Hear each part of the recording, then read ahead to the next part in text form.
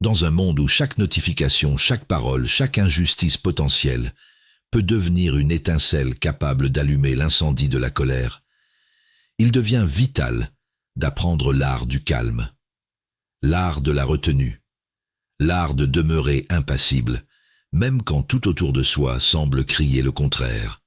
Les stoïciens, ces penseurs antiques souvent mécompris, ont laissé un legs précieux, des techniques mentales et spirituelles capables de transformer le tumulte en silence intérieur, capables d'éteindre le feu par la sagesse, de figer l'instant comme une respiration dans le vacarme.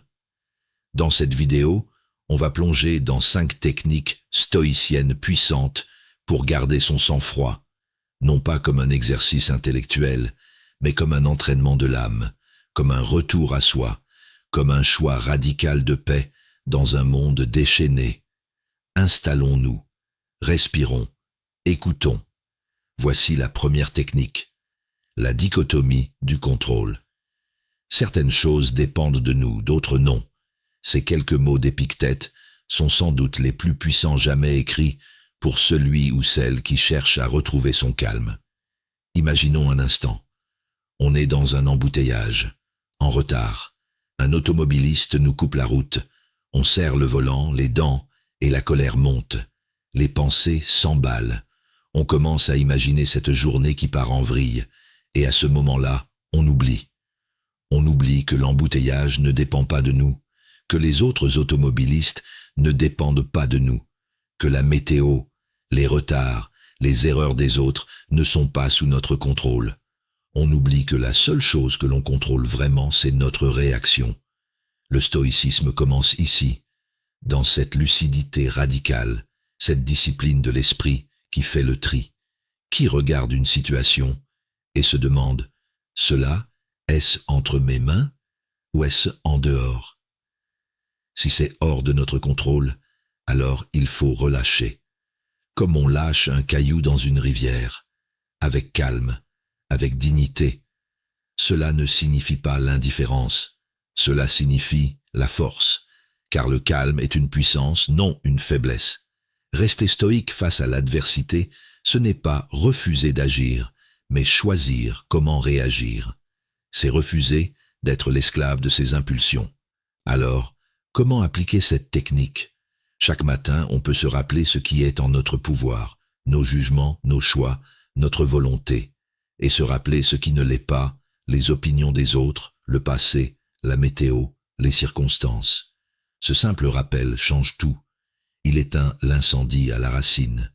Il y a une paix immense dans l'acceptation de ce qui est, et il y a une puissance immense dans la maîtrise de ce que l'on pense.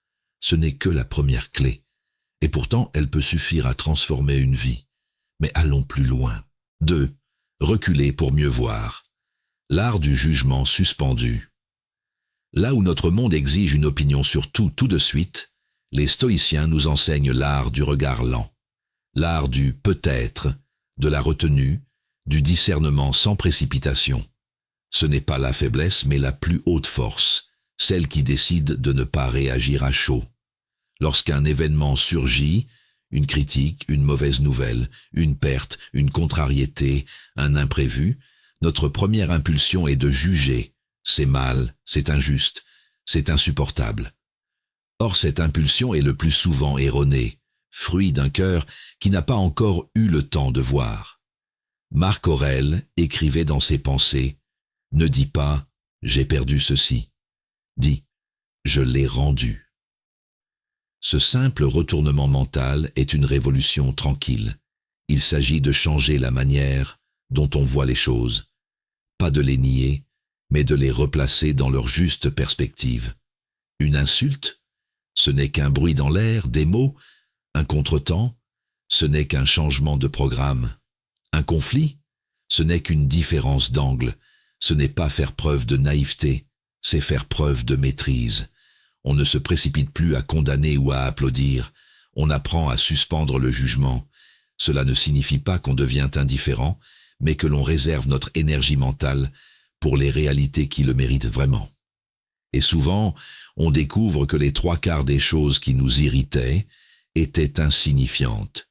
C'est une habitude à cultiver. Lorsqu'une émotion surgit, au lieu de la laisser prendre le contrôle, on pose cette question: qu'est-ce que c'est objectivement? Par exemple, on reçoit un message sévère. On est tenté de répondre sur le ton de la colère, mais avant, on respire et on se dit: ce ne sont que des mots écrits sur un écran. Ce message est peut-être le reflet de la journée de l'autre, et non de moi. Ce message ne peut m'atteindre sans mon consentement. Ce qui me trouble, ce n'est pas ce qui est dit, mais le fait que je choisis de le prendre mal. En pratiquant ce recul jour après jour, on devient une citadelle, non pas un mur rigide, mais un espace de clarté. On découvre que notre sang-froid ne se garde pas à coups de poing serrés ou de ravalement de colère, mais en regardant calmement, en discernant lucidement, en acceptant que tout ce qui arrive peut être transformé en occasion de sagesse. S'il y a bien un domaine où les stoïciens brillent, c'est dans leur manière de transformer les épreuves en entraînement.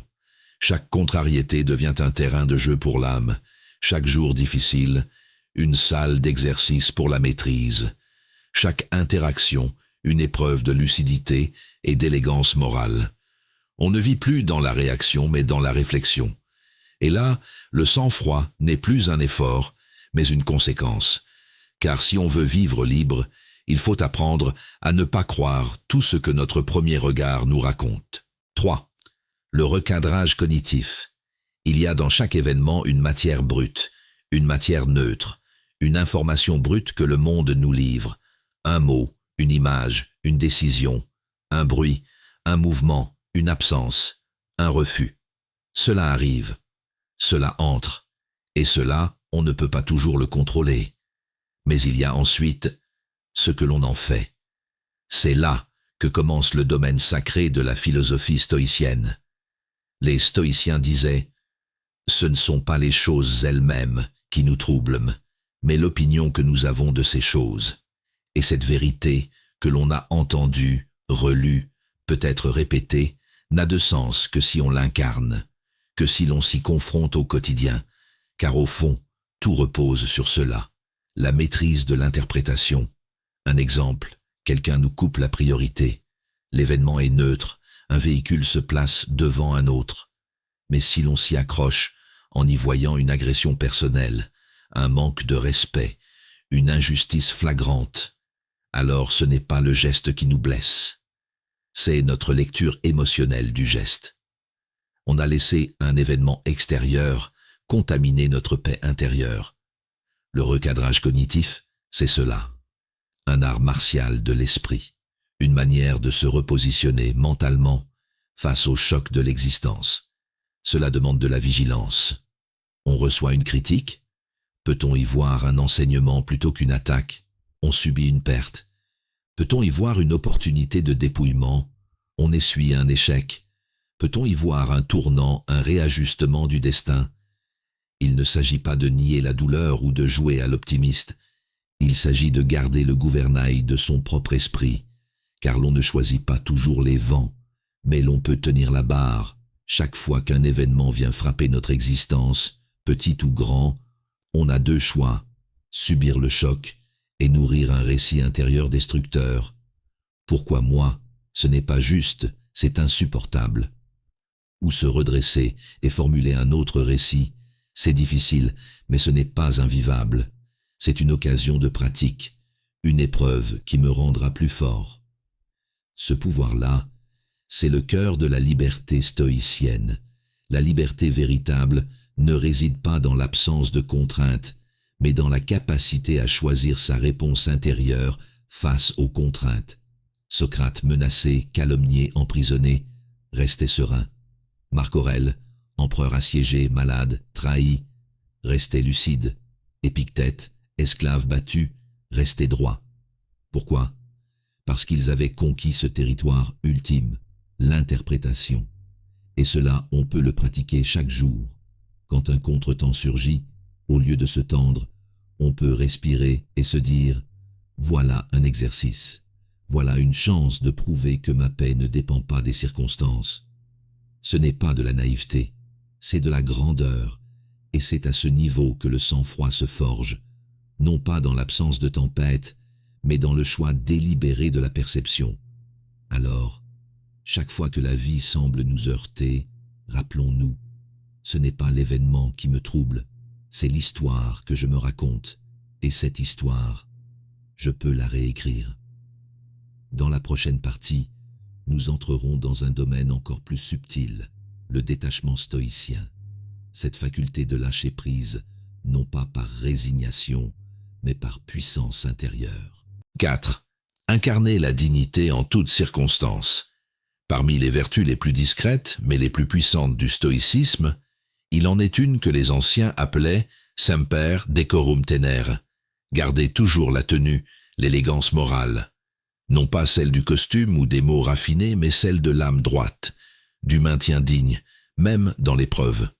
Le stoïcien, ce n'est pas celui qui endure les tempêtes avec les poings serrés et les dents crispées, c'est celui qui affronte la foudre debout, la voix calme, le regard clair.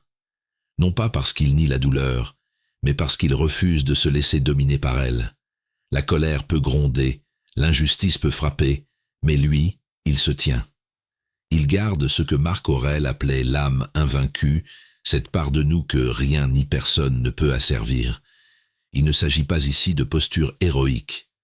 Il s'agit d'un art de vivre, d'un engagement intérieur, d'une décision quotidienne, celle de répondre à chaque événement, pas avec impulsivité, mais avec grandeur. On peut se sentir blessé, fatigué, exaspéré, mais on choisit malgré tout de rester fidèle à soi-même. Car perdre son sang-froid, c'est se perdre soi-même. Épictète disait « Ce n'est pas le rôle qui fait l'homme, mais la manière dont il joue son rôle ». Alors même dans les moments les plus tendus, il est possible d'habiter son corps avec calme, de parler avec lenteur, de respirer avec amplitude, de répondre sans agressivité.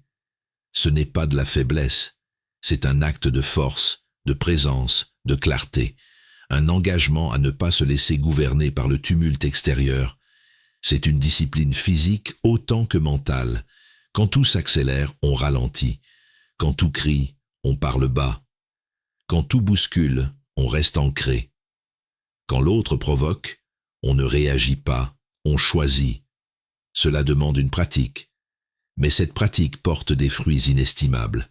On devient un refuge, non seulement pour soi, mais aussi pour les autres, car dans un monde où tout vacille, une seule personne calme peut rétablir l'équilibre d'une pièce. On n'a pas besoin de se défendre tout le temps, on n'a pas besoin d'avoir le dernier mot. Ce qui compte, c'est de rester droit dans ce que l'on incarne. Quand le corps trahit l'agitation, l'âme se disperse, mais quand le corps reste posé, l'âme trouve appui. C'est pour cela que les stoïciens insistaient tant sur l'attitude physique, se tenir droit, parler peu, regarder en face, respirer profondément, marcher avec fermeté. Le corps est un prolongement de l'âme. Si on l'habite avec sagesse, il devient notre plus grand allié pour garder le contrôle. Et peu à peu, la dignité devient un réflexe, une seconde nature, une force tranquille que rien ne peut ébranler. 5. La conscience de la mort, memento mori. Il y a un savoir que l'on porte tous en soi, un savoir qui ne vient pas des livres, ni des maîtres, ni de l'expérience, mais de cette étrange lucidité qui, parfois, traverse le silence. Nous allons mourir. Et pourtant, aussi paradoxal que cela puisse paraître, ce savoir fondamental est celui que l'on fuit le plus. On meuble nos journées, on remplit notre esprit. On fait du bruit autour de nous pour étouffer cette vérité. Notre temps est compté. Les stoïciens, eux, au lieu de la fuir, ont décidé d'en faire leur allié. Le memento mori, souviens-toi que tu vas mourir, n'était pas un slogan morbide, mais une pratique de lucidité. Car c'est seulement en gardant à l'esprit notre finitude que l'on peut véritablement vivre avec intensité. C'est en sachant que tout peut s'arrêter demain que l'on apprend à goûter le présent, à peser ses mots, à choisir ses combats, à chérir les êtres qui partagent notre chemin. On se lève le matin avec cette pensée. Et si cette journée était la dernière? non pas pour sombrer dans l'angoisse, mais pour ne pas remettre à demain ce qui compte vraiment. Sénèque disait, ce n'est pas que nous avons peu de temps, c'est que nous en perdons beaucoup. Et il ajoutait, tu agis comme si tu devais vivre éternellement. La conscience de la mort n'est pas là pour nous effrayer.